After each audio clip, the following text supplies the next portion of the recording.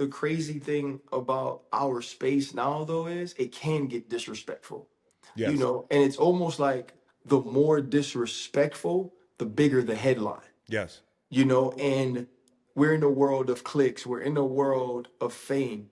And I was doing something recently and they asked me a question about like how the analysts are now becoming the star. I said, if it's ever a situation to where we're becoming the star, then we're wrong.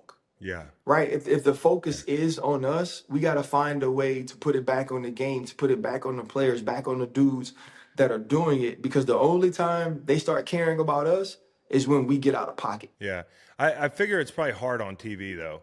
Like, cause every day is like, hey, what's the, I'm not asking you to criticize ESPN. ESPN's great. They do a lot Yeah, of great content, but like, you got to talk every day. And sometimes like the moment demands that somebody shows some emotion yeah, or is definitive about something. You know me, sometimes we'd be in a meeting. I'd be like, well, I see both sides of it. I'm yeah. talking, and you're like, hey, you got to take a side. Like you can see both sides of it, but you have to have an answer. You know what I mean? And so the thing that's hard now, bro, is like the get ups and the first takes, like those are debate shows. So literally, if me and you have the same opinion, that's not really something they want to talk about. I know.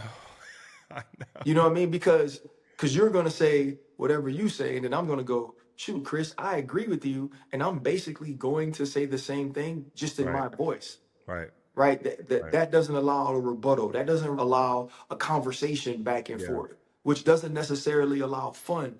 And so I think that's what's hard. And the other piece is this: at 8 o'clock, I talk about Chiefs versus Eagles. Right? I probably do it at 9 o'clock. I might do it at 9:45, again at 10:30, again at 4. Where you get into trouble is trying to reinvent that thought.